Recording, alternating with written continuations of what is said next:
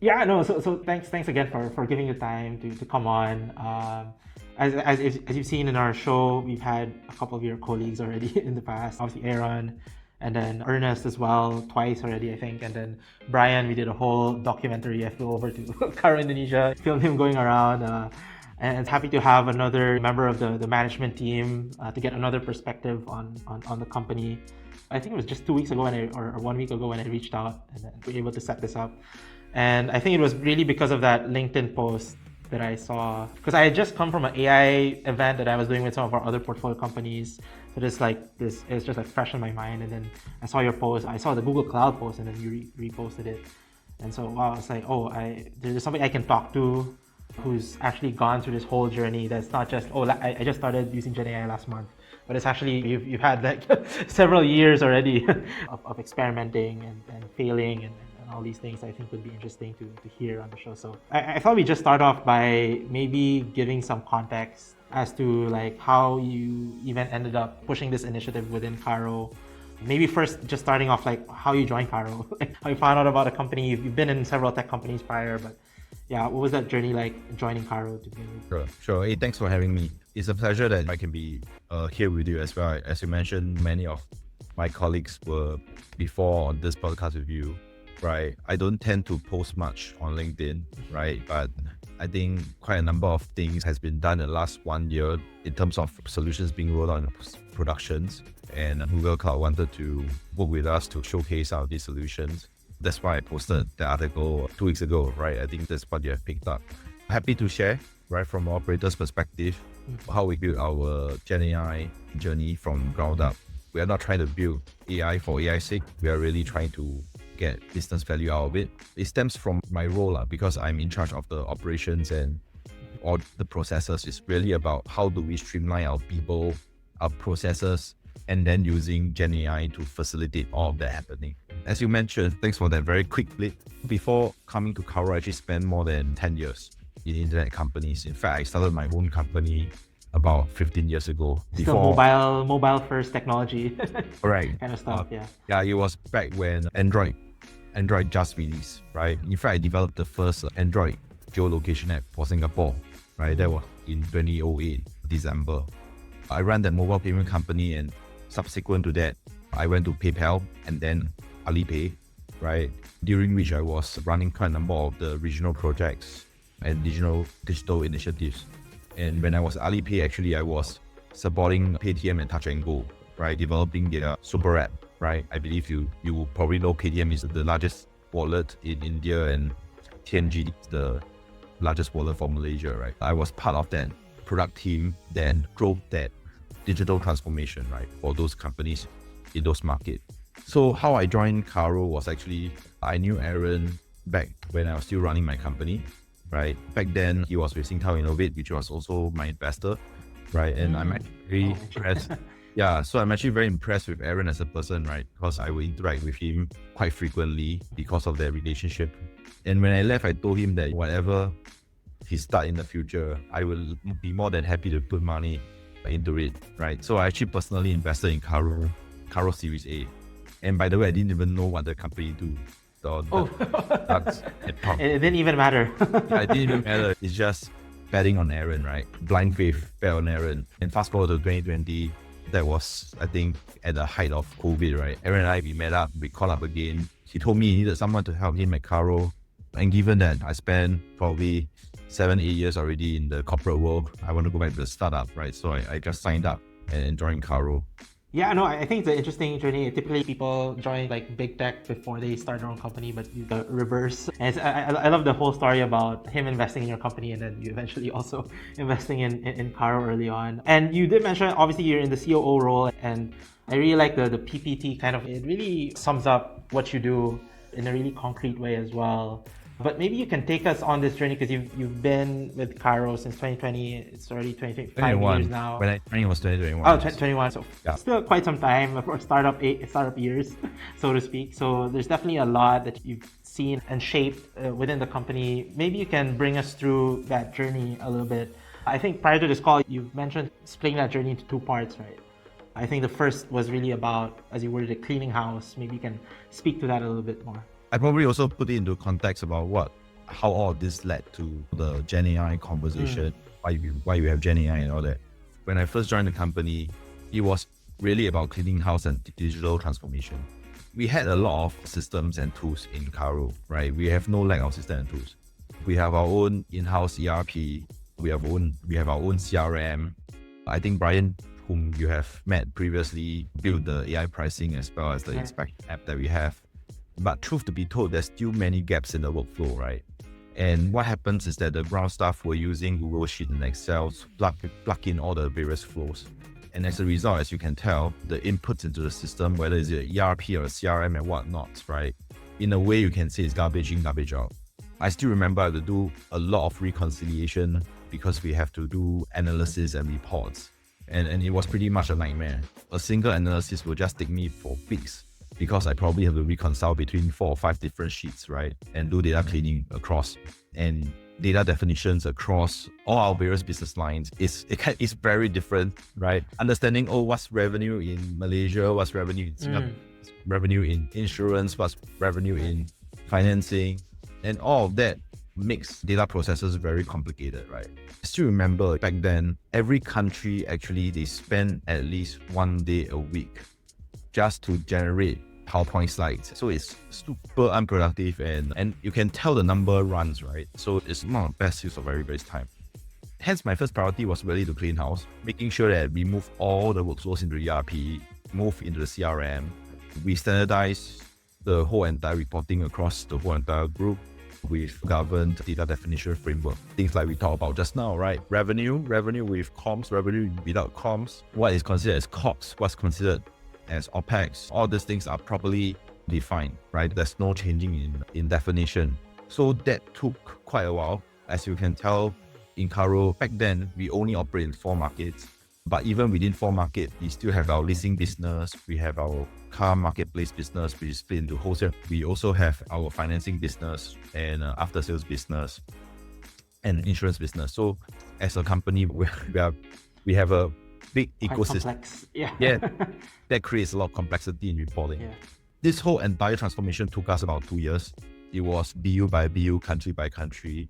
Today, I can just go to my dashboard, any dashboard, get multiple detailed slices of the inventory cohort profitability, right?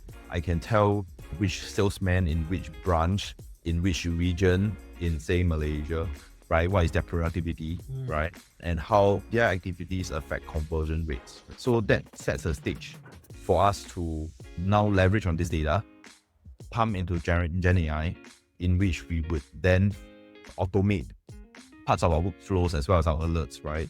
Because we have cleaned out our data structure, we have built semantic mapping across all our metrics and dashboard.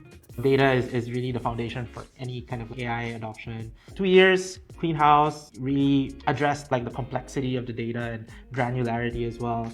What was next after that? What was the second part? So actually, at the end of my first year, roughly about my end of my first year with Carro, right, I was pretty much being tasked to go and turn around one of our biggest BU to make sure that we turn around the business.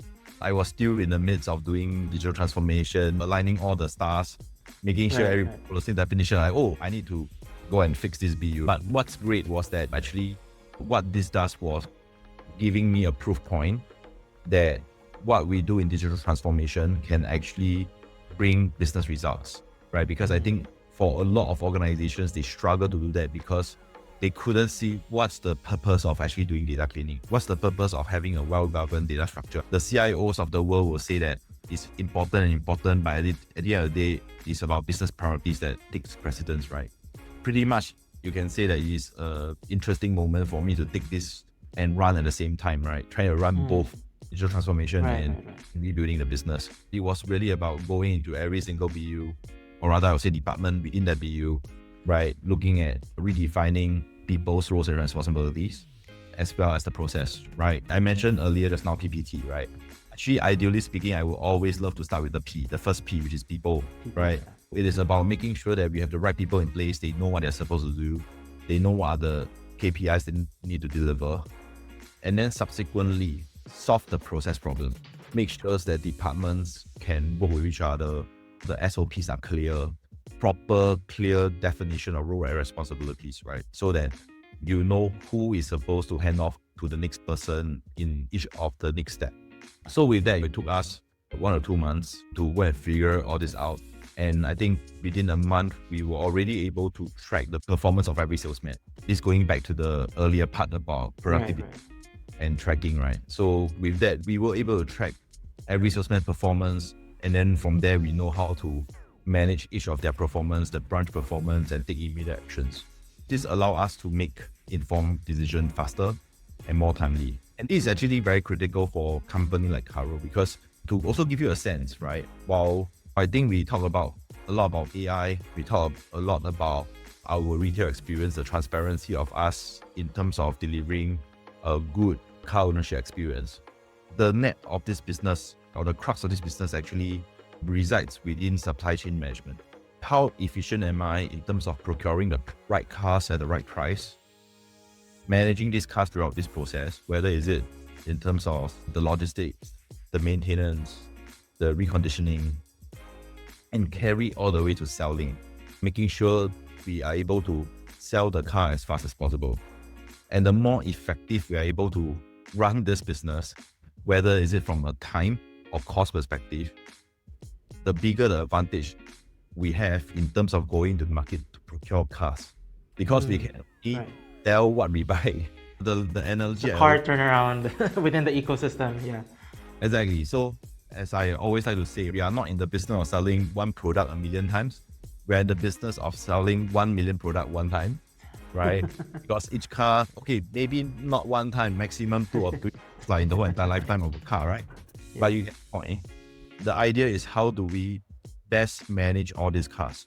And again, this also drives back to the point of Gen AI, because at any point of time in Carro, we have tens of thousands of cars, whether is it on our leasing books or in our marketplace books, not counting even the cars that we have that's parking in our yards for auction, like the repo cars for auction that were owned by the banks.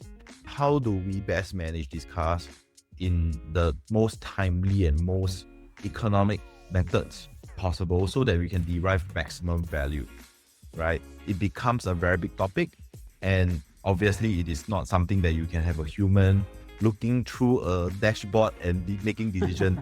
That's where Gen AI come in. I think the part 1, part 2, I think goes to show how you link efficiency in the input metrics with efficiency with the output metrics, like from just improving productivity to how that really impacts the bottom line for the business. And I think that really sets the stage for our discussion on how Gen AI journey for Carro. But before we get into that, I think it would be important for us to also get a sense of what your own views are on Gen AI, right? Because that's shape how you manage the engineers in the team, and how you implemented different experiments and solutions. So maybe to just qualify myself, I have never been an engineer. In fact, makes it even more interesting. In fact, the only background I have in programming is introduction to programming, and that was conducted in C. Okay, I was gonna say C++, even older. No, not even C++. It's not like oriented language, right? Yeah. So basically, it was very interesting when I first built my first Android app, and that was in Java. In fact, I also wrote quite a number of Google Glass applications. But basically, I built my apps using code snippets from Stack Overflow, right? My own superpower is actually knowing how to find the functions and then putting them all together and making them work.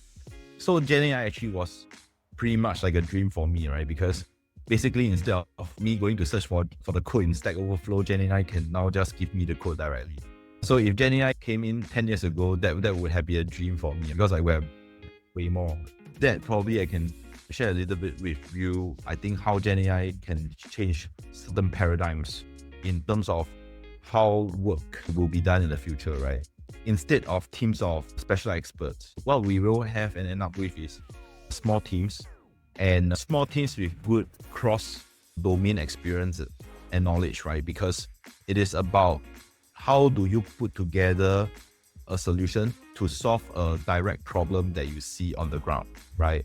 This is not to say Gen AI will do everything for you, but it is a team of cross-domain experts who can see the output of what Gen AI comes out with, process that accordingly with the direct knowledge of the ground, and solve the problem, leading to organization change.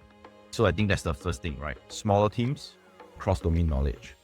Second thing, I would also say that I think solution will be more bottom-up in terms of top-down. I think earlier in the conversation, before we were talking about how do you actually measure success metrics of AI projects, right? I think that the bottom-up approach whereby data scientists and engineer, instead of them be leading the charge of the solution, it is to become business partners together with the business owners to make things work on the ground, right? Because the business owner on the ground owns the business. They have full accountability and responsibility to make sure that it does work. At the end of the day, whatever solution that you derive or deliver has to work because it is on the head of the business owner, right? Instead of an engineer or data scientist trying to build something and hopefully that the business actually use. Yeah. So as a result, I think that with Gen AI, we should be looking at how do we empower solutions to be bottom up rather than top down.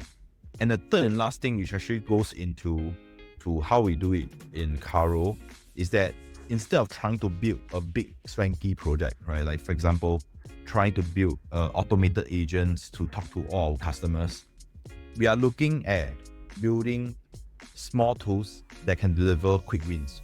Because actually in operations, there's actually many hidden crevices of, how should I put it, unproductivity, right? Not productivity, productivity. Right. And the unproductivity actually creates a bottleneck for your business to fly. I can give you an example, right? In terms of document processing, we want to give our customers the best possible experience in terms of their loan process.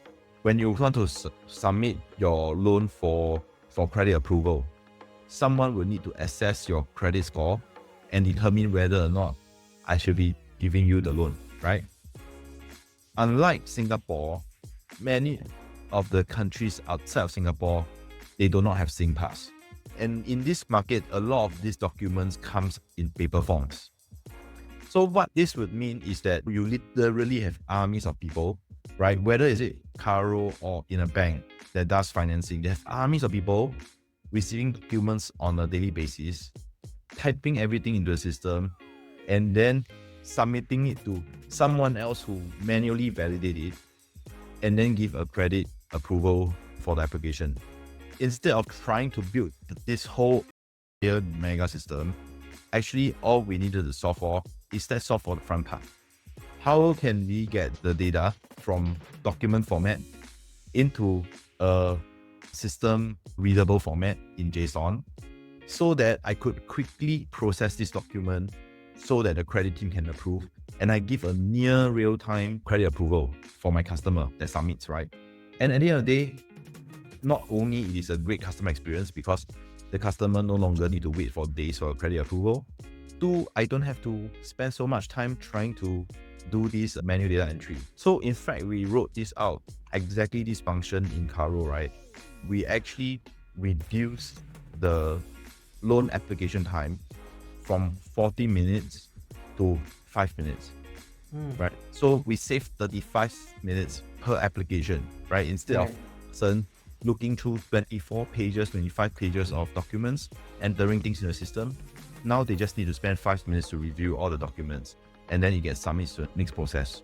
By the way, this solution, we built it in less than a week. It was 1 day to prototype, 5 days just to clean up the UI and things like that, and we shipped it to the customers and as in the end user, right? And they have been using till now. It's a lot of these small tools and quick wins that we derive, which allow us to build a more holistic solution. I think we'll see more and more leaders like yourself who may not have engineering background but are able to build these kind of solutions without a huge engineering team or even without engineers necessarily. How did those kind of principles that formed as a leader translate into the principles of Carro when it came to its own Gen AI journey? Maybe to give you a very quick 3 points, right? So when I first started off this journey, that was back in 2023. Yes, early 2023. Back then, I think that was when ChatGPT first came out, right? But we were seeing a lot of projects coming up, right? There was language.